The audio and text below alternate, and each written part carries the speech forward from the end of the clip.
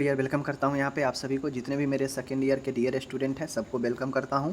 और मैं यहाँ पे आप लोग को बता दूं कि आज मैं मास्टर वीडियो एक लेकर आया हूं चाइल्ड हेल्थ नर्सिंग का। इसमें जो भी 3-4 क्वेश्चन करेंगे सभी को आप लोग अच्छे से नोट कर लीजिएगा, अच्छे से याद कर लीजिएगा।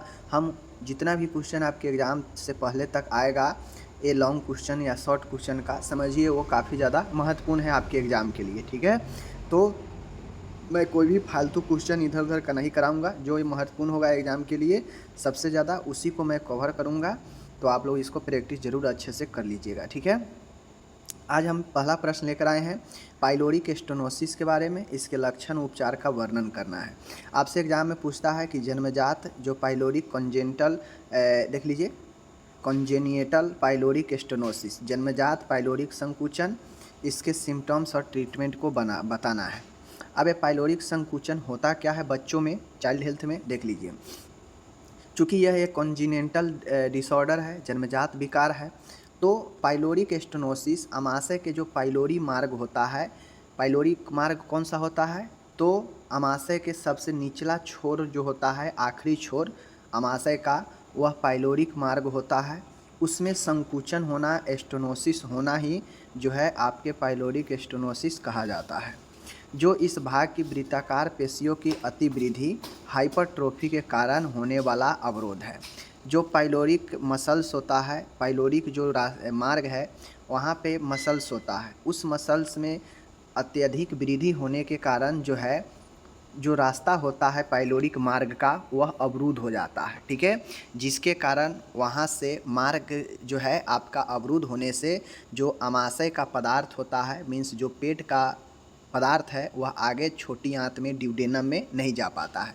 चूँकि जो आमाशय का आखिरी लोअर जो पार्ट है, लोअर इंड पार्ट है, जिसे हम लोग पाइलोरिक बोलते हैं, वह जुड़ा होता है छोटी आंत के ड्यूडेनम से, ठीक है। तो वहाँ पे यह हाइपरट्रोफी होने से, मसल्स में वृद्धि होने से वहाँ पे जो है संकरा हो जाता है, अवरुद्ध हो जाता है वो मार्ग, ठीक है।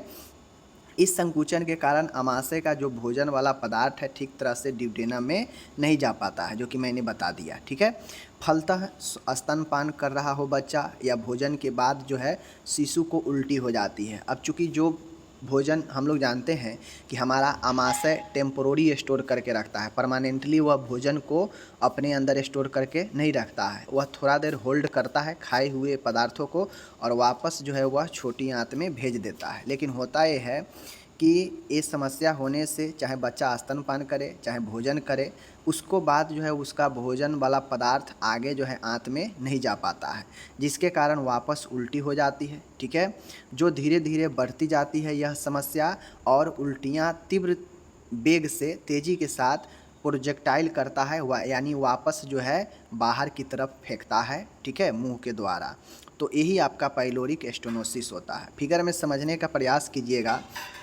फिगर में प्रयास क्या कीजिएगा, जैसे यह आहार नाल हो गया, ये आमाशय का एरिया है, और इधर अपना ड्यूडेनम जुड़ा होता है आंत से, ठीक है। और यहीं पे जो ये वृत्ताकार आप लोग मसल्स देख रहे हैं, यही पाइलोरिक मार्ग होता है। अब ये नॉर्मल है तो देख लीजिए रास्ता खुला हुआ है, एब्डोमिनल पेट्स के साथ में जुड़ा हुआ है।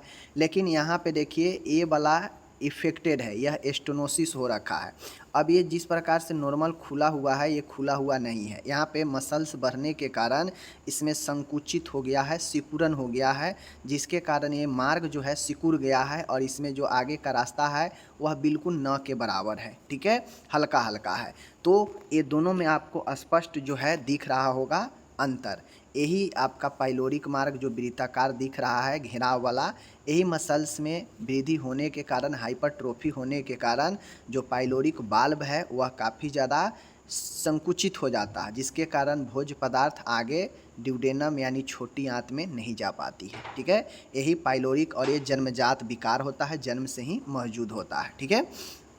इसके लक्षण अब क्या क्या हो सकते हैं, तो लक्षण की बात करेगा तो अभी बताएं, प्रोजेक्टाइल वोमिटिंग इसमें लक्षण होगा, तेज़ी के साथ वापस से वोमिटिंग मुंह में वापस आएगा। पेट के ऊपरी भाग फूल जाएगा क्योंकि भोजन आपके छोटी आंत में नहीं जा रहा है, तो जो भी खाएंगे पिएंगे वो पेट में ही रहेगा, तो पेट के हिस्सा जो है फूलते जाएगा। डिहाइड्रेशन होगा। डिहाइड्रेशन क्यों होगा? क्योंकि हम जानते हैं हम कुछ भी खाते पीते हैं तो तरल पदार्थ का अवशोषण आंत में होता है। अब चूंकि आंत में तो जा ही नहीं रहा है पदार्थ, तो अवशोषण जल का कहाँ होगा? नहीं होगा, तो वह उल्टी के बाद निकल जाएगा मुंह से। तो उस कंडीशन में निर्जलीकरण होगा लक्षण में। कब्ज बनेगा क्योंकि पाचन की क्रिया हम जानते हैं ज़्यादातर पाचन की क्रिया आंतों में ही होती है, तो आंत में तो जा नहीं रहा है पदार्थ, तो कब्ज भी बनेगा। और मूत्र भी जो है आपके कम बनेंगे क्योंकि जब आंत हमारा जल का द्रव का अवशोषण करेगा नहीं तो कहाँ से जो है तरल पदार्थ बाहर निकलेगा, ठीक है ना। उसके बाद है शारीरिक भार में वृद्धि नहीं हो पाएगा या कम होना या कुपोषण होना, ठीक है। तो ये सब चीज़ें होगा। साथ में गैस्ट्राइटिस भी हो सकता है क्योंकि पेट में पदार्थ भरा हुआ है, तो वह आपके जो गैस्ट्राइटिस है उसको भी उत्पन्न कर सकता है। तो ये सारे लक्षण देखने को मिल सकते हैं। साथ में अब आप लोग खुद जानते होइएगा कि जब पेट आपका भरा भरा लगता है तो लगेगा कि दम फूल रहा है बहुत ज़्यादा खाने के बाद, तो उसी प्रकार से इसमें जो है आपके श्वसन कष्ट भी इससे हो सकता है, ठीक है। तो ये सारे लक्षण देखने को मिल सकते हैं।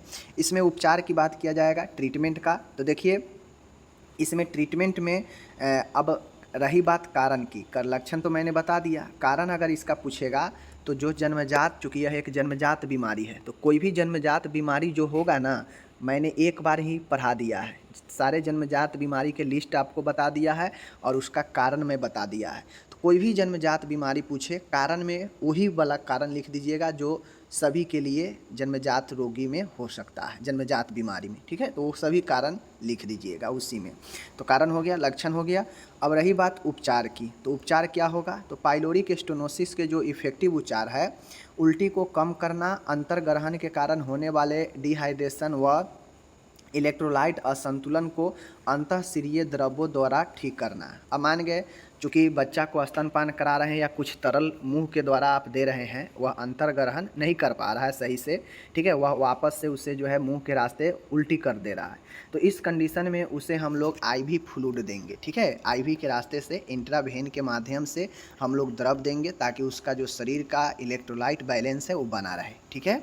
तो ये हो गया तरल पदार्थों की कमी होने पर।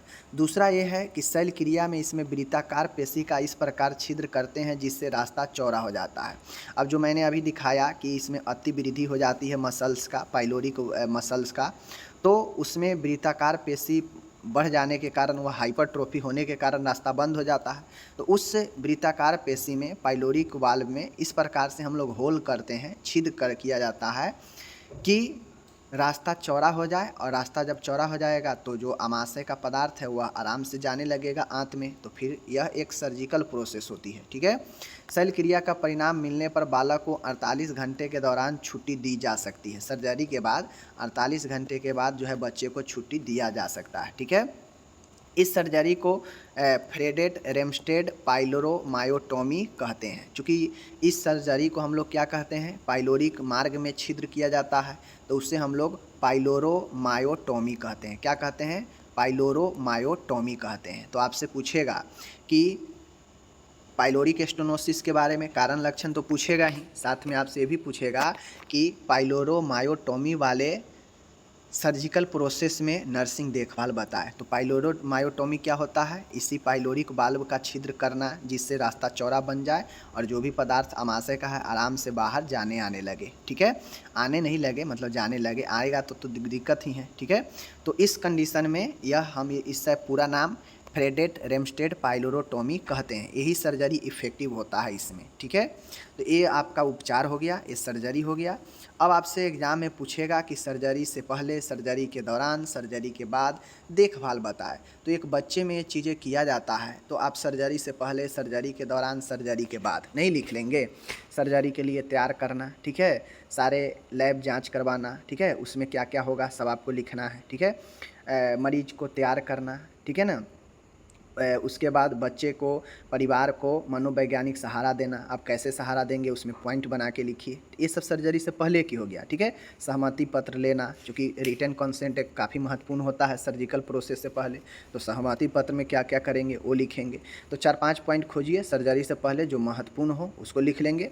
सर्जरी के दौरान, चूँकि सर्जरी के दौरान हम लोग वाइटल साइन का रेगुलर मॉनिटरिंग करेंगे कि सर्जरी के दौरान कोई दिक्कत ना हो, तो वाइटल साइन का मॉनिटरिंग हो जाएगा, ठीक है। उसके बाद इलेक्ट्रोलाइट बैलेंस बना के रखेंगे। सर्जरी के दौरान भी देखेंगे कि मरीज में इलेक्ट्रोलाइट इम्बैलेंस ना हो, असंतुलन ना हो, तो उसके लिए क्या क्या करेंगे वो लिखेंगे, ठीक है। हम एक पॉइंट बता रहे हैं, ठीक है ना।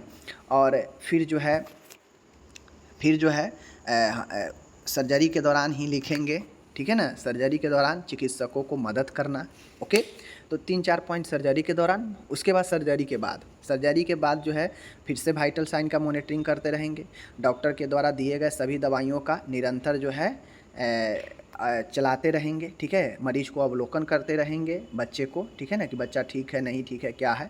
तो उसके लिए आपको लिखना पड़ेगा, आकलन करेंगे। आकलन में क्या क्या करेंगे सब चीज़ आपको लिखना पड़ेगा, ठीक है ना।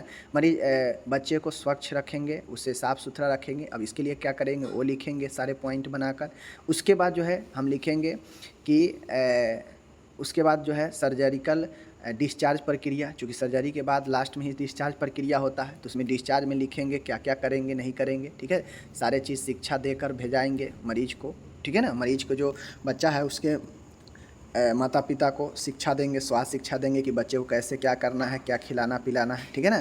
तो ये सब आप एक अच्छे तरीका होता है लिखने का हेल्थ एजुकेशन में, ठीक है ना, नर्सिंग केयर में। तो पॉइंट बनाइए, पॉइंट के अंदर में चीज़ों को डील कीजिए कि आप उस पॉइंट जो लिए हैं उसको कैसे हैंडल करेंगे। जैसे ऑक्सीजन का देख रेख करना, ठीक है। तो ऑक्सीजन के कमी होने पर देखभाल, ऑक्सीजन की कमी होने पर क्या देखभाल करेंगे, ऑक्सीजन मास्क लगाएंगे। ऑक्सीजन जो है आर्टिफिशियल जो ऑक्सीजन होता है सप्लाई, वो वाला ऑक्सीजन O2 चलाएंगे, ठीक है।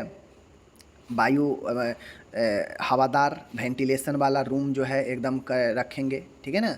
आसपास के गंदगी से बचाएंगे, ठीक है ना, ताकि कोई ऐसा जो है श्वसन वाला बीमारी ना हो। तो इसी तरह से हम दिमाग लगाते हैं, दिमाग लगाकर पॉइंट को खोजते हैं, जो महत्वपूर्ण पॉइंट उसमें है उसके अंदर चीज़ों को हम लिखेंगे कि इसको कैसे कैसे हैंडल करेंगे।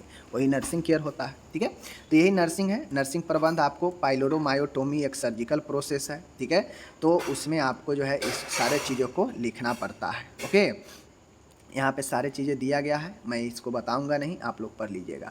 अब यहाँ पे आता है, देख सकते हैं, वृद्धि एवं विकास को परिभाषित कीजिए, इसके सिद्धांतों का वर्णन कीजिए। सिद्धांत आपसे एग्जाम में बहुत कम संभावना होती है पूछने का। मैं इसके कारक पढ़ाऊँगा कि वृद्धि और विकास के क्या जो है कारक होते हैं, कौन कौन से कारक है जो वृद्धि और विकास को प्रभावित कर सकते हैं, ठीक है। सबसे पहले समझ लीजिए, सबसे पहले होता है वृद्धि और विकास। वृद्धि और विकास का परिभाषा लिखिए। तो देखिए वृद्धि और विकास का जो परिभाषा है सीधा सीधा आप लोग समझ लीजिए। वृद्धि और विकास, जो वृद्धि और विकास के जो ये मूलभूत जीवन का जो एक लक्षण होता है जो आपको दिखते हैं, वृद्धि और विकास हर एक व्यक्ति में आपको दिखता है, और जो चीज़ें दिखता है वह एक प्रकार से सिम्टम्स की तरह होता है। तो वृद्धि और विकास जीवन का मूलभूत लक्षणों में से एक लक्षण है, ठीक है। यह अंडे बनने से लेकर शुक्राणु को निषेचन द्वारा युग्मनज यानी गर्भधारण से शुरू होकर पूर्ण परिपक्व अवस्था एडल्ट तक चलते रहता है। कहने का मतलब है जो वृद्धि और विकास है यह आपके गर्भ से ही जो है शुरू हो जाते हैं, यानी अंडे से लेकर और जो निषेचन की क्रिया होती है उसके बाद जो प्रोडक्ट बनता है और बच्चे जन्म लेते हैं और पूर्ण एडल्ट होने तक, यह सारे चीज़ें वृद्धि और विकास चलते रहता है संपूर्ण जीवन। बच्चों की वृद्धि और विकास पूर्व से निर्धारित होता है, अर्थात गर्भधारण के समय ही यह सुनिश्चित हो जाता है। अब आप लोग देखते होइएगा बहुत लोग काफ़ी छोटा हो जाता है, कोई लोग एवरेज होता है, कोई काफ़ी लंबा होता है, कोई काफ़ी हिस्ट पुष्ट तगड़े होते हैं, ठीक है। कोई मेंटली इल पेशेंट बच्चा जन्म ले लेता है, मानसिक रूप से पीड़ित, कोई जन्मजात समस्या से ग्रसित जन्म लेता है। तो ये सब क्या होता है, ये सब गर्भ से ही जो है सुनिश्चित हो जाता है।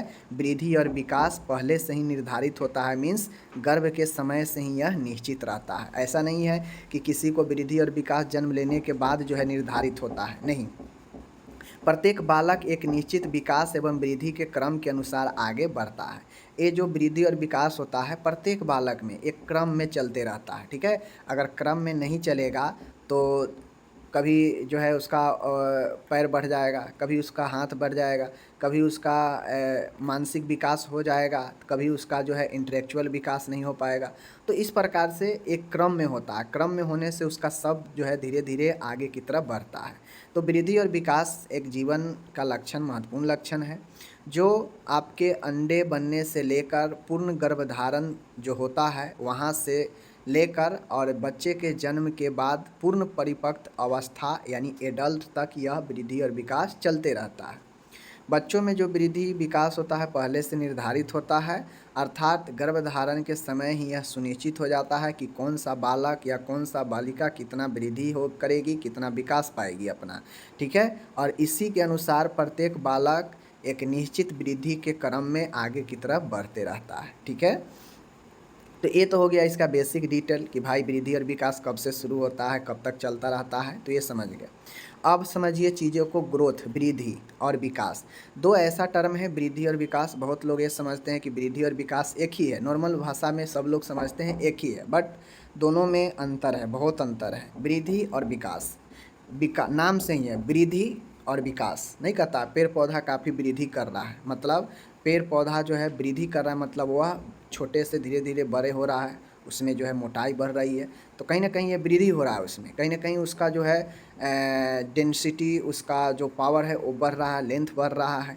तो ये हो गया वृद्धि, ग्रोथ करना। विकास, विकास मतलब होता है कि जैसे कोई आदमी है, विकास है, कोई बच्चा है, उसमें बोलने का, चलने का, सीखने का, काम करने का योग्यता, एबिलिटी उसके अंदर आती है, तो वो हो गया उसका विकास, ठीक है। बुद्धि, ये सब विकास के अंदर आता है। तो वृद्धि एक मात्रात्मक होता है, एक क्वांटिटिव सूचक होता है, जो क्वांटिटी मात्रा को बताता है। अर्थात वृद्धि शरीर और अंगों के आकार, द्रव्यमान का बढ़ना है। अर्थात वृद्धि, एक लाइन में समझिए कि वृद्धि आपके मात्रा को सूचक है, यह क्वांटिटी को बताता है। मीन्स आपके शरीर किस गति से वृद्धि कर रहा है, आपका अंग कितना गति से आगे बढ़ रहा है, उसका आकार कितना बड़ा है, आपका शरीर का वजन कितना ज़्यादा है, ठीक है। आपका विभाजन, बॉडी कोशिका का वृद्धि, ये सब जो है आपका वृद्धि के अंदर आता है। वजन बढ़ना, हाथ पैर का लंबाई बढ़ना, छोटे से बड़े हो रहे हैं, तो मतलब ये वृद्धि हो रहा है। तो यही आपके क्वांटिटी को बताता है। बच्चा में कोई 20 केजी का है, आगे बढ़ा, वही 40 केजी का हो गया, वही 60 केजी का हो गया, वही 80 केजी का हो गया। बच्चा में वह 3 फुट का है, आगे बढ़ के वह 5 फुट का हो गया। तो कहीं ना कहीं ये सब जो है आपके मात्रात्मक होता है वृद्धि, ठीक है। तो ये चीज़ों को समझ गया। रही बात विकास की, तो विकास देखा जाए डेवलपमेंट, तो डेवलपमेंट जो होता है यह गुण को बताता है। वृद्धि, वृद्धि जो है मात्रा को बताता है, ठीक है, मात्रा, क्वालिटी, क्वांटिटी को। लेकिन विकास क्वालिटी को बताता है, गुण को बताता है, ठीक है, यह गुण का सूचक है। जैसे कार्य करने की क्षमता, ठीक है, उसके बाद परिपक्वता, किसमें कितना परिपक्वता है, यह विकास के द्वारा ही होता है। मानसिक, सामाजिक, भावनात्मक, शारीरिक योग्यता, कार्य करने की क्षमता, ये सब आपके बुद्धि, ये सब विकास के अंदर आता है। बुद्धि में परिवर्तन होना, ठीक है ना, कुछ नए नए चीज़ों को सीखना, ये सब विकास के अंदर आता है, और यही जो है आपका क्वालिटी का सूचक होता है। तो वृद्धि विकास समझ गए। अब इसी में एक लंगड़ी लगा हुआ क्वेश्चन पूछेगा कि वृद्धि और विकास को कौन कौन से ऐसे कारक है, फैक्टर है, जो वृद्धि और विकास दोनों को प्रभावित कर सकता है, ठीक है। देखते होइएगा कि कोई लोग, अगर किसी को पैर हाथ टूट जाए या अपंग हो जाए, तो उसका बहुत सारे शारीरिक जो है प्रभावित हो जाता है, ना सही से काम कर पाएगा, ना आगे की तरफ वो ज़्यादा बढ़ पाएगा, ठीक है, बहुत सारे समस्या आ जाती है, ठीक है ना। उसी प्रकार से देखते होइएगा कि अलग अलग प्रजातियां का कद काठी रंग अलग अलग होता है, ठीक है। जैसे अफ्रीकन में देख लीजिएगा, अफ्रीकन में जो प्रजाति के लोग रहते हैं काफ़ी हट्टे कट्टे काले होते हैं, जबकि इंडियन देखिएगा एवरेज कैटेगरी के होते हैं, वो ज़्यादा न लंबा न ज़्यादा छोटे होते हैं, और थोड़ा सा अलग कलर के होते हैं उनके मुकाबले, ठीक है ना। तो इस प्रकार से बालक की वृद्धि और विकास को प्रभावित करने वाले अनेकों कारक हैं। उनमें एक आता है आपका प्रजाति। अलग अलग प्रजातियों का अलग अलग जो है उनका वृद्धि और विकास होता है। Indian, western, African, black, white races, ये सब जो है आपके प्रजाति है जिनका वृद्धि और विकास प्रभावित करता है, ठीक है। उसके बाद आता है लिंग। लिंग कहने का मतलब होता है कि कोई एक फीमेल है और एक मेल है, एक लड़का है एक लड़की है।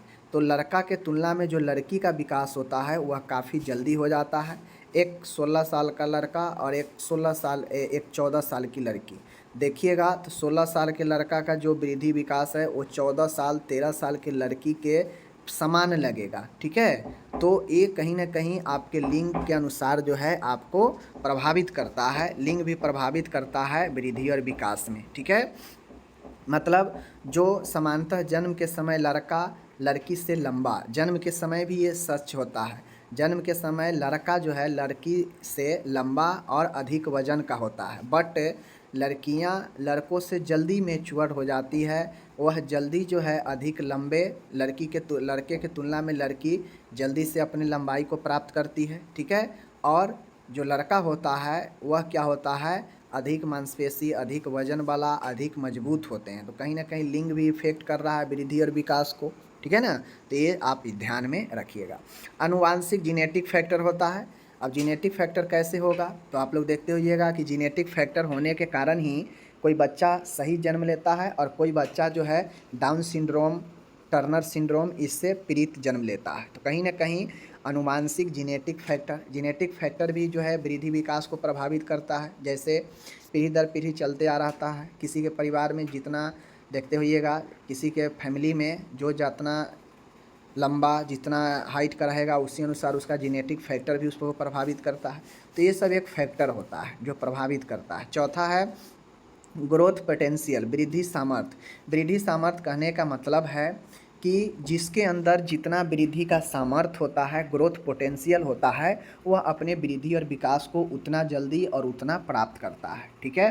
जैसे छोटे बच्चे जो होते हैं उसमें काफ़ी ज़्यादा वृद्धि और विकास की संभावना होती है, वह जल्दी से अपने वृद्धि विकास को आगे की तरफ जाता है। लेकिन एक समय आता है जहाँ पे 20 साल 25 साल के बाद लोग उतना ज़्यादा वृद्धि और विकास को नहीं कर पाते हैं। तो बच्चे में वृद्धि सामर्थ्य ज़्यादा होती है, विकास की सामर्थ्यता, ठीक है। तो कहीं ना कहीं ग्रोथ पोटेंशियल भी व्यक्ति को प्रभावित करता है। पांचवा है न्यूट्रिशन एक काफ़ी ज़्यादा महत्वपूर्ण होता है। लोग नहीं कहता जैसा लीजिएगा आहार वैसा होगा विचार, वही वाला बात है। जैसा आहार लीजिएगा वैसा शरीर का बनावट, वैसा बुद्धि, हर एक तरीक़ा से होता है। तो पोषण एक आपके जीवन में गर्भकाल से लेकर आगे जन्म के बाद तक भी जो है बहुत ज़्यादा फैक्टर निभाता है। इसीलिए कहता है कि गर्भवती स्त्री को अच्छे पोषण लेना चाहिए, आयरन, कैल्शियम, विटामिन से भरपूर लेना चाहिए ताकि उसका बच्चा हिष्ट पुष्ट और अच्छे मानसिक योग्यता वाला जन्म ले, ठीक है ना। तो पोषण एक काफ़ी ज़्यादा फैक्टर निभाता है। छठा है संक्रमण, इन्फेक्शन। अगर इन्फेक्शन आपके माता को गर्भवती माता को इन्फेक्शन हो जाए, तरह तरह के इन्फेक्शन आता है जैसे हर्पीज, हेपेटाइटिस, सिफिलिस, माँ को ये सब हो जाए और माँ अगर गर्भवती है तो उसके बच्चे को वृद्धि और विकास रुक जाते हैं गर्भ में ही। और जब गर्भ में ही वृद्धि विकास रुक जाएंगे तो बाहर आने के बाद भी जो है उसको परेशानी झेलना पड़ता है। इसीलिए सारे जांच जो है गर्भवती स्त्री को कराना पड़ता है ताकि इन्फेक्शन सबका पता चले तो उसका ट्रीटमेंट वगैरह कराया जाए। तो गर्भ संक्रमण भी जो है ये करता है। उसके बाद इंडोक्राइन फैक्टर, बहुत सारे अंतःस्रावी बीमारियां होती है जैसे डायबिटीज हो गया, घेघा रोग हो गया, ठीक है ना। तो इन सब से प्रभावित जो महिला है और वो प्रेग्नेंट है तो उसके बच्चे के वृद्धि और विकास प्रभावित होता है अंतःस्रावी कारक के कारण भी, ठीक है। उसके बाद है कुछ ऐसे मेडिसिन है, कुछ ऐसे डोपिंग मटेरियल है, मादक पदार्थ है जो महिला अगर गर्भ में है और वह कोई मेडिसिन का इस्तेमाल कर रही है, कोई नशीला पदार्थ का उपयोग कर रही है, मदिरा, पान, सिगरेट, पान मसाला ये सब ले रही है, तो उस कंडीशन में उसके बच्चे को इफ़ेक्ट जाएगा। चूँकि गर्भ में बच्चा है तो उसको इफ़ेक्ट जाएगा और उसके बच्चे का जो वृद्धि और विकास है वह प्रभावित होगा। तो ये चीज़ें को ध्यान में रखनी चाहिए। नेक्स्ट है इंजरी, चोट कहें तो मान गए शारीरिक चोट से अपंगता हो सकती है, सिर की चोट से दिमाग ब्रेन की क्षति हो सकती है जिसमें विकास अवरुद्ध हो सकता है, जन्म के दौरान छोटे से गंभीर विकार अन्य चीज़ें हो सकती हैं। तो तो इंजरी चोट एक महत्वपूर्ण भूमिका निभाता है व्यक्ति के वृद्धि विकास में। देखते होइएगा कोई व्यक्ति का चोट लग जाता है, पैर टूट गया या वह कम्प्लीटली डिजेबिलिटी हो गया, विकलांगता हो गया, तो उसके शरीर में उसके बहुत सारे समस्या उत्पन्न हो जाता है, बहुत सारे चीज़ें प्रभावित होती है, वह अच्छे से विकास भी आगे वृद्धि भी नहीं कर पाता है अपंगता के कारण। तो कहीं ना कहीं चोट एक, या फिर बच्चा जन्म ले रहा हो उस समय भी बच्चा को चोट लग जाए ब्रेन में, शरीर में, तो वह भी उसको जो है वृद्धि विकास को आगे प्रभावित करेगा। तो चोट भी एक महत्वपूर्ण भूमिका निभाता है। आगे है हार्मोन। अब आप लोग जानते हैं कि हार्मोन से आपको हार्मोनल परिवर्तन के कारण ही वृद्धि विकास संभव हो पाता है। हार्मोनल चेंज होने से ही जो है लंबाई बढ़ती है, ग्रोथ हार्मोन, ठीक है ना। बहुत सारे स्टेरॉयड हार्मोन है जो आपके मसल्स को मजबूत करता है। बहुत सारे अलग अलग हार्मोन है जो अलग अलग उत्तरदायित्व के लिए, विकास के लिए, वृद्धि के लिए उत्तरदायित्व होता है। और इन हार्मोनों में अगर समस्या हो जाएगी, इन हार्मोनों में अगर गड़बड़ी हो जाएगा तो आपके वृद्धि और विकास दोनों को प्रभावित कर सकता है, ठीक है। तो ये चीज़ें होता है। आगे है गर्भकालीन आयु, जेस्टेशनल एज। गर्भकालीन आयु कहने का मतलब है अगर कोई बच्चा समय पर जन्म लेता है, 9 महीने कहा जाता है, इन समय पर अगर अच्छे से जन्म ले, 37 से लेकर 40 सप्ताह, 41 सप्ताह, अगर इन समय में अगर कोई बच्चा जन्म लेता है तो वह परिपक्व माना जाता है, स्वस्थ माना जाता है। अगर 37 सप्ताह से पहले कोई बच्चा जन्म ले लेता है तो उसे अपरिपक्व माना जाता है। और अपरिपक्व बच्चे में बहुत सारे समस्या, बहुत सारे एबनॉर्मेलिटी, असमानता पाया जा सकता है। तो गर्भकालीन आयु भी एक फैक्टर निभाता है। आगे है सामाजिक आर्थिक स्थिति। सामाजिक आर्थिक स्थिति कहने का मतलब है कि समाज में आपका आर्थिक स्थिति कैसा है। अगर आपके पास अच्छे खासे पैसे हैं, आर्थिक स्थिति ठीक है, तो आप कहीं ना कहीं अच्छे आप भोजन लेंगे, अच्छे पोषण लेंगे, ठीक है, आप हर एक व्यवस्था करेंगे तो आपके वृद्धि और विकास भी अच्छे होंगे आपके बच्चे का। तो समाज में आर्थिक स्थिति एक बहुत बड़ा फैक्टर निभाता है। आप लोग अक्सर देखते होंगे कि जो अच्छे घर से बच्चे जन्म लेते हैं वो काफ़ी जल्दी बड़े, लंबे और काफ़ी ज़्यादा जो है विकसित कर जाते हैं। क्यों? क्योंकि उनके पास पैसा होता है, वो उस तरह से अपने आप को सारे चीज़ें जो है आगे ढाल पाते हैं, ठीक है। तो ये आपका 12 नंबर का पॉइंट था। 13 नंबर है कल्चर, संस्कृति। बच्चे का लालन पालन, पोषण का तरीका, गुणवत्ता, संस्कृति, प्रथाओं द्वारा निर्धारित होता है। यदि वृद्धि विकास को बहुत हद तक प्रभावित कर सकते हैं, जैसे लड़की का महत्व, गर्भकाल में माता की खुराक, बच्चों को मांसाहार की मान्यता इत्यादि। अब हमारे संस्कृति में बहुत ऐसे हैं जो देखते होइएगा कि बहुत लोग मांस मछली ये नहीं खाते हैं, तो इनसे बहुत सारे लोगों को दिक्कत होती है, बहुत सारे लोगों को वृद्धि विकास पर इफ़ेक्ट भी पड़ता है पोषण से। तो जो संस्कृति में जो कल्चर है उनके मान्यता जो है आपके वृद्धि और विकास को बहुत हद तक सीमित कर सकता है, जो प्रभावित भी कर सकता है। तो ये आपका कल्चर हो गया। 14 है जलवायु। जलवायु कहने का मतलब है कि अक्सर देखा गया है कि बसंत एवं शीत ऋतु में वृद्धि गर्मी की अपेक्षा अधिक होती है। अक्सर ये देखा गया है कि ठंडे में और बरसात ऋतु में जो होता है वह गर्मी की अपेक्षा जल्दी वृद्धि करता है, ठीक है ना। तो कहीं ना कहीं जलवायु भी एक भूमिका निभा रहा है। 15 नंबर का क्वेश्चन है इमोशनल, भावनात्मक। भावनात्मक कहने का मतलब है कि जो बालक भावनात्मक तनाव का सामना करते हैं, जो इमोशनली रूप से परेशान होते हैं, वे देरी से वृद्धि और विकास को प्राप्त करते हैं। इसीलिए कहा गया है कि बच्चे के साथ हमेशा खेल कूद की भावना, मनोरंजन की भावना रखें ताकि वो बच्चे का मानसिक वृद्धि जल्दी हो। उसके साथ काफ़ी ज़्यादा स्ट्रेसफुल गलत बिहेव करेंगे तो उसका जो है मेंटल जो स्ट्रेस है बढ़ेगा और वो वृद्धि और विकास को देरी से प्राप्त करेगा। अकेले माँ बाप के संतान जो है, ठीक है ना, जिनके घरे में खुशहाली नहीं होती है, माँ बाप अक्सर लड़ते झगड़ते हैं, अस्थायी परिवार होता है, या फिर अनाथालय में रहने वाले बच्चे जो असुरक्षा, अपनत्व और प्यार की कमी होती है, उनमें वृद्धि हार्मोन का संतुलन बिगड़ता है और ऐसे बच्चे प्रेम प्यार में पले बच्चे की अपेक्षा कम विकसित होते हैं। इसीलिए कहा जाता है कि बच्चे को ज़्यादा प्यार दुलार देना चाहिए, ज़्यादा बच्चे में उसे खेल कूद कराना चाहिए, काफ़ी ज़्यादा उसे अटैचमेंट रखना चाहिए ताकि वह इमोशनली स्ट्रांग हो। और जब वो इमोशनली स्ट्रांग होगा तो उसका जो वृद्धि हार्मोन भी है वो भी संतुलन रहेगा। तो इस प्रकार से आपका हो गया ये ख़त्म, वृद्धि विकास को प्रभावित करने वाला कारक ख़त्म। अब मैंने आपको 15 पॉइंट पढ़ाया है, 15 पॉइंट प्रभावित करते हैं। अब इन 15 में से आप कोई भी 10 याद हो जाए, अगर पूरा याद है तो अच्छी बात है, पेज भी फुल होगा। अगर पूरा नहीं याद रहता है तो कम से कम 10 पॉइंट आप कोई भी याद करके और उसे लिख दीजिएगा। ऐसे डिटेल के साथ में लिखिएगा तो अच्छा रहेगा। ओके, तो ये वृद्धि विकास को प्रभावित करने वाला कारक समाप्त होता है, प्रश्न भी समाप्त होता है।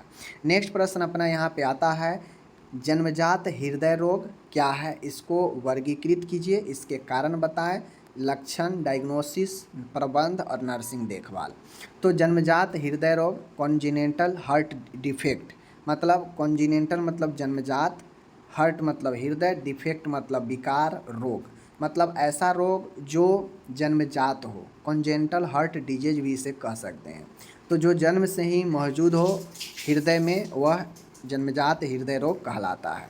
देख लीजिए, जन्मजात हृदय रोग यानी इसे हम लोग CHD कहते हैं, कॉन्जिनेंटल हार्ट डिजीज, ठीक है, डिफेक्ट कहिए या डिजीज कहिए। जन्मजात हृदय रोग सामान्यतः हृदय में संरचनात्मक विकार है।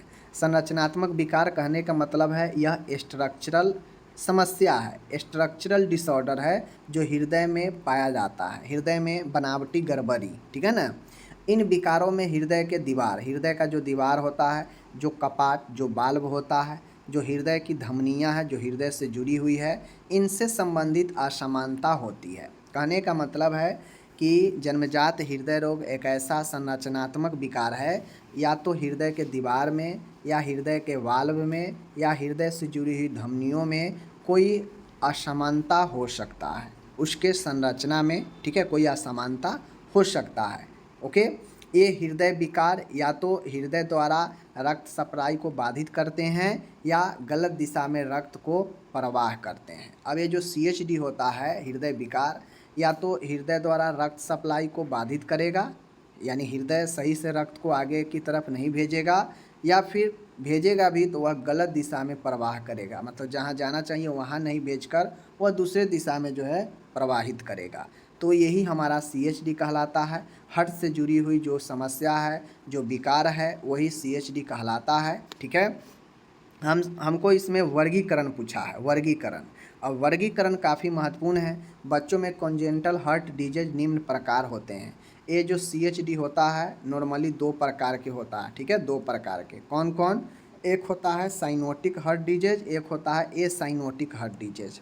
साइनोटिक हार्ट डिजीज में टेट्रालॉजी, जिसे हम लोग TOF कहते हैं, बहुत बार पूछा गया है। साइनोटिक में TOF होता है, ठीक है, ट्रांसपोजिशन ऑफ ऑरोटा होता है, ट्राइकुस्पिड अट्रेसिया होता है, या ट्रंकस आर्टेरियस होता है, ठीक है।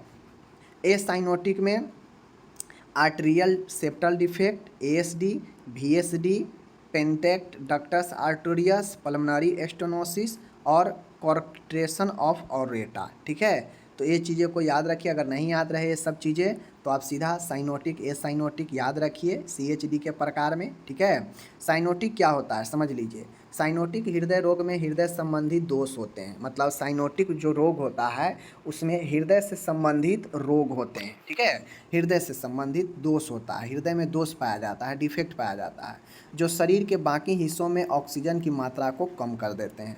अब यानी साइनोटिक में ब्लड पंप सही से नहीं हो पाता है, जिसके कारण शरीर के अन्य हिस्सों में ऑक्सीजन नहीं जाता है, क्योंकि ब्लड ही ऑक्सीजन लेकर जाता है। अब इसीलिए हम इसे साइनोटिक कहते हैं, क्योंकि इसमें शरीर नीला पड़ने लगता है और इसमें शरीर जो है नीला पड़ जाता है, इसीलिए इसे साइनोटिक कहते हैं। इसमें साइनोसिस की समस्या हो जाती है, शरीर नीलापन होता है, क्योंकि इसमें ऑक्सीजन सही से शरीर को नहीं मिल पाता है अन्य हिस्सों में, तो ये साइनोटिक होता है। एसाइनोटिक में क्या होता है देख लीजिए। एसाइनोटिक में इस प्रकार का हृदय, ये भी एक हृदय दोषी है, लेकिन इसमें रक्त में पर्याप्त ऑक्सीजन होती है, लेकिन इससे पूरे शरीर में असमान रूप से पंप किया जाता है। ये दोष शरीर के बाकी हिस्सों में ऑक्सीजन या रक्त की मात्रा में हस्तक्षेप नहीं करते हैं। अब ये एसाइनोटिक जो होता है इसमें ब्लड पंप करने में जो है असमान रूप से जो है ब्लड को पंप किया जाता है, ठीक है। अब इसमें जो होता है इसमें ऑक्सीजन का जो है कमी नहीं पाया जाता है। ठीक है, इसमें ऑक्सीजन जो है ठीक रहता है, ऑक्सीजन की कोई दिक्कत इसमें नहीं होती है। बस इसमें पंप करने का जो क्षमता होता है वह गड़बड़ा जाता है ए साइनोटिक डिजीज में। ठीक है, ये दोष शरीर के बाकी हिस्सों में ऑक्सीजन या रक्त की मात्रा में हस्तक्षेप नहीं करता है, मतलब उसमें जो है कोई बाधा नहीं डालता है ऑक्सीजन और ब्लड की मात्रा पर। ठीक है ना। कारण की बात किया जाए तो मैंने बता दिया कि जो जन्मजात रोग होगा सबका कारण एक ही बार जो मैंने बता दिया है वही कारण होगा। फिर भी देख लीजिए, या तो अनुवांशिक कारण हो सकता है, डाउन सिंड्रोम हो सकता है, जीन उत्परिवर्तन हो सकता है इसका कारण। ठीक है, अगला कारण ये हो सकता है कि महिला प्रेगनेंसी में धूम्रपान की हो, एल्कोहल का सेवन की हो, कोकाइन का सेवन की हो, तो यह भी सब नशीला पदार्थों का सेवन भी एक कारण बनता है। पर्यावरणीय कारक, इन्वायरमेंटल फैक्टर भी जो है महत्वपूर्ण भूमिका निभाता है। ठीक है ना। पर्यावरणीय कारक, माता में स्टडी रोग, टॉर्क, प्रमुख वायरस संक्रमण जो सिफिलिस वगैरह मैंने पढ़ाया, रूबेला वायरस वगैरह, यह माता में इन्फेक्शन भी जो है बच्चे को CHD कर सकता है। ठीक है। माता पे मोटापा होना, अगर महिला में मोटापा है, वह प्रेग्नेंट है, तो उस कंडीशन में उसके बच्चे को हार्ट से जुड़ी हुई समस्या हो सकता है। कुछ दवाओं का दुष्प्रभाव भी हो सकता है, महिला कुछ ऐसे दवा ली प्रेगनेंसी में जो उससे दुष्प्रभाव का भी कारण बन सकता है। आगे है परिवार में हृदय रोग का पारिवारिक इतिहास होना, मतलब परिवार में कोई हृदय रोग से पीड़ित है तो यह भी जो है CHD हेतु रिस्क फैक्टर हो सकता है। तो ये सब जो है आपके कारण हैं। कारण मैंने बता दिया, चाहे महिला धूम्रपान करे, कोई गलत मेडिसिन का साइड इफ़ेक्ट हो, ठीक है, या संक्रमण कारण बने महिला में, ठीक है, गर्भावस्था में, या परिवार में कोई हृदय रोग से पीड़ित हो पहले। ठीक है ना। तो ये सब कारण बहुत सारे पर्यावरण का कारण हो सकता है, प्रेगनेंसी में धूम्रपान, एल्कोहल, अनुवांशिक कारक, बहुत सारे कारण मैंने यहाँ पे भी बता दिया। ओके।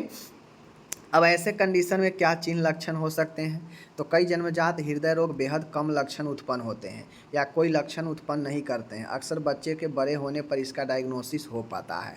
अब होता यह है कि लक्षण चिन्ह में बहुत सारे ऐसे लक्षण होते हैं जो बच्चे में उतना नहीं दिख पाते हैं, धीरे धीरे वह जब आगे बढ़ते हैं तो उनको ये परेशानियां होती है, या फिर बहुत सारे ऐसे कंडीशन में धीरे धीरे आगे बढ़ने पर उनको ऑटोमेटिक ठीक भी हो जाते हैं। ठीक है ना। तो ये चिन्ह और लक्षण जो है आपको देखने को मिलता है। बाकी चिन्ह लक्षण में और मैं बता दूं, नवजात शिशु में जो गंभीर CHD के लक्षण व संकेत हो सकते हैं वो होंगे तेज सांसें चलना, टेकीपेनिया जिसे कहते हैं, साइनोसिस होना, त्वचा, होठ, नाखून का नीलापन पड़ना जो कि साइनोटिक में होता है, थकान होना, चेस्ट में पेन, छाती दर्द होना। ठीक है। आगे है हृदय का साउंड असमान होना, यानी मरमर का आवाज़ आना, वृद्धि में बाधा बनना, वजन न बढ़ना, रक्त परिसंचरण, ब्लड सर्कुलेशन में बाधा उत्पन्न होना। तो ये सब जो है आपके लक्षण देखने को मिल सकते हैं, जैसे CHD में तेज सांसें चलना, साइनोसिस, थकान, छाती में दर्द, हृदय साउंड, मरमर आना, वृद्धि में वजन में, इन सब में बाधा बनना, रक्त परिसंचरण में बाधा होना, तो ये सब होता है। आगे है टेस्ट क्या होगा, एग्जामिनेशन क्या हो सकता है, तो एग्जामिनेशन में आप ECG करा सकते हैं, हार्ट के फंक्शन जानने के लिए कि हार्ट समान है या असमान है, उसके लिए ECG करवा सकते हैं। इकोकार्डियोग्राफ जो इको होता है वह संरचनात्मक विकार जानने हेतु, अगर आपका हार्ट कैसा है स्ट्रक्चर में इसको जानना है तो इकोकार्डियोग्राफी आप करवा सकते हैं। ठीक है। चेस्ट एक्सरे आपको कार्डियोमेगली को बताता है। ठीक है ना, चेस्ट एक्सरे से पता चलेगा। आगे है पल्स ऑक्सीमीटर से रक्त में ऑक्सीजन की मात्रा आपको पता चल सकता है, और कार्डियक कैथेटराइजेशन से हृदय चेंबर में दबाव आप जान सकते हैं कि हृदय में कितना ज़्यादा दबाव है या नहीं भी है। तो कार्डियक कैथेटराइजेशन से आप हृदय के चेंबरों में दबाव जान सकते हैं। तो नॉर्मली यही कुछ जांच है, ECG, echocardiography, chest x ray, pulse oximeter, cardiac catheterisation, ये सब कर सकते हैं। उपचार की बात करेगा यहाँ पे, तो उपचार में सर्जरी ही कॉन्जेंटल हार्ट डिजीज का एकमात्र उपचार है। बेस्ट और सबसे इफेक्टिव जो उपचार है वह सर्जरी ही होता है। प्रत्येक रोगी शिशु हेतु इलाज की समय अवधि भिन्न होती है। अब अलग अलग बच्चे में अलग अलग भिन्न होता है। ठीक है। सर्जरी द्वारा जो संरचनात्मक विकृति है, जो स्ट्रक्चरल गड़बड़ी है हार्ट का, उसको सही करा जा सकता है, जैसे वाल्व की मरम्मत करना या बदलना, ये चीज़ें। इसके माध्यम से धमनियों को चौक कर सकते हैं, वाल्व को खोलना, जैसे इस सर्जरी के द्वारा कपाट को बदलना यानी वाल्व को बदलना, उसे ठीक करना, धमनियों को चौक करना, ठीक है ना। यानी उस हार्ट से जुड़ी हुई कुछ असमानता स्ट्रक्चरल है, ठीक है ना, यानी उसका बनावट गड़बड़ी है जिसके कारण CHD है, तो उसके बनावट में चेंजेज किया जा सकता है सर्जरी के द्वारा, ठीक है। गंभीर हृदय विकार की स्थिति में हृदय हार्ट सर्जरी, हार्ट का ट्रांसप्लांट भी किया जाता है। अगर मान गए किसी को मरम्मत नहीं होने वाला है, काफ़ी ज़्यादा जो है डिसस्ट्रक्चरल है, मतलब बहुत ज़्यादा गड़बड़ी है स्ट्रक्चर में, तो फिर उसे हार्ट का ट्रांसप्लांट कर दिया जाता है। ओके, तो ये आपका हो गया मेन इफ़ेक्टिव इलाज, मैंने बता दिया। इसमें कोई ज़्यादा जो है दवाई वगैरह नहीं चलता है ज़्यादातर मामले में, लेकिन वही है, दवाई वगैरह अगर चलाना हो दर्द वगैरह कम करने के लिए, तो जो हार्ट की दवाई आता है कार्डियोवास्कुलर, हृदय से संबंधित जो दवाइयाँ हैं वो दवाइयाँ सब चला सकते हैं, ठीक है, जैसे डिजॉक्सिन वगैरह ये सब। लेकिन अब आ गया सर्जरी के बाद नर्सिंग देखभाल। नर्सिंग देखभाल आप लोग को खुद लिखना चाहिए। सर्जरी है बच्चा का, हार्ट का सर्जरी है, तो उसके लिए क्या क्या ज़रूरी होता है। हार्ट के सर्जरी है, ऑक्सीजन का महत्वपूर्ण देखभाल करना पड़ेगा, ठीक है। बच्चे को, परिवार को सांत्वना देना पड़ेगा। ये सब पॉइंट ढूंढिए। ये तो मैं डायरेक्ट यहाँ पे लिख दिया हूँ एक दो करके, लेकिन आप सर्जरी से पहले, सर्जरी के दौरान, सर्जरी के बाद चीज़ों को पॉइंट ढूंढिए और पॉइंट ढूंढ कर जो है काम करने का प्रयास करना चाहिए, लिखना चाहिए, ठीक है। जैसे नर्सिंग देखभाल में देखिए, बच्चे को अधिकतम आरामदेह सुविधापूर्ण की स्थिति में रखें, चिकित्सक लक्षणों का निरीक्षण करे, नर्सिंग निदान सुनिश्चित करे एवं नर्सिंग प्लान बनाएं, नर्सिंग योजना बनाएं, ठीक है। असमान लक्षण दिखने पर, जैसे हार्ट, हृदय असफलता के चिन्ह आदि दिखने पर तत्काल डॉक्टर को सूचित करें। श्वसन कष्ट होने पर बच्चे को अनुकूल उपयुक्त स्थिति में लिटाएं ताकि श्वसन कर पाएँ। देह नीला साइनोसिस की स्थिति में ऑक्सीजन दे, ठीक है। अति जलीकरण होने पर डायूरेटिक दवा दे, ठीक है ना। उसके बाद है हृदय असफलता की स्थिति में चिकित्सीय परामर्श के अनुसार डिस्टलीकरण करें, ठीक है ना। उसके बाद है 8वां है जल एवं विद्युत विशेषलों का संतुलन यानी इलेक्ट्रोलाइट का संतुलन बनाए रखें। पोषण के निर्वहन हेतु बार बार कम मात्रा में आहार दे, क्योंकि ज़्यादा आहार देने से हार्ट का प्रॉब्लम है, हार्ट का सर्जरी है, तो उस पर प्रेशर बनेगा। माता पिता को मानसिक जो है सांत्वना दे, बच्चे को प्रेम व स्नेह प्रदान करे, माता की सहायता से बच्चे के सभी आरोग्यकारी ज़रूरतों को पूरा करे। एंड नेक्स्ट है यहाँ पे, यदि संक्रमण हो तो उपयुक्त एंटीबायोटिक दे। संभावित जटिलताओं पर निगरानी रखे कि और कोई जटिलता बच्चे में न उत्पन्न हो। एंड आखिरी है, परमार्थिक संस्थानों की सहायता प्राप्त कर गरीब बच्चों को ऑपरेशन करवाने में मदद करे। एज ए नर्स, अगर मान गए कोई, चूँकि हार्ट का ऑपरेशन काफ़ी ज़्यादा महंगा होता है, हार्ट का ट्रांसप्लांट महंगा होता है, किसी को हार्ट में छेद हो गया, यह भी एक जन्मजात है जिसको हम लोग VSD कहते हैं, ठीक है ना, वेंट्रिकुलर सेप्टल डिफेक्ट। इसमें हार्ट में छिद्र हो जाता है, ठीक है ना, और यह छिद्र जो है अगर बच्चा में नहीं भरता है और उसको लंबे समय तक रह जाता है तो फिर उसको सर्जरी करा के ठीक कराना पड़ता है, वरना इसका ब्लड उसमें जाएगा और उस चेम्बर का ब्लड उसमें आएगा, ठीक है ना। तो ये चीज़ होता है। तो ऐसे में इन चीज़ों को ध्यान में रखकर हम ऐसे संस्थानों का सहायता लेंगे जो गरीब बच्चों को ऑपरेशन कराने में मदद करे, स्वास्थ्य शिक्षा देंगे, तमाम ऐसे काम करेंगे जो एक बच्चे और उसके परिवार के लिए अच्छा होगा। तो इस प्रकार से आपका ये जो है CHD यहाँ पे समाप्त हो गया। आप नर्सिंग मैनेजमेंट अपने तरीके से लिखिए। अगर आपको बिल्कुल नहीं आता है तो फिर तो ये 15 पॉइंट जो मैंने बताया यही चीज़ को लिख दीजिएगा, आपका अच्छा काम कर जाएगा। अगर आप चाहते हैं कि बेहतर तरीके से प्रेजेंट करें तो फिर आप पॉइंट सोचिए, 4-5 पॉइंट बनाइए। मेन जो इसमें ट्रीटमेंट होगा, देखभाल होगा, उसको मेन 4-5 पॉइंट चुनिए और उसको आप कैसे डील करेंगे उसमें लिख दीजिए, ठीक है। यही होता है नर्सिंग देखभाल का बेस्ट तरीका। बाकी चलिए मिलते हैं अगले वीडियो में, अपना ख्याल रखिएगा, धन्यवाद।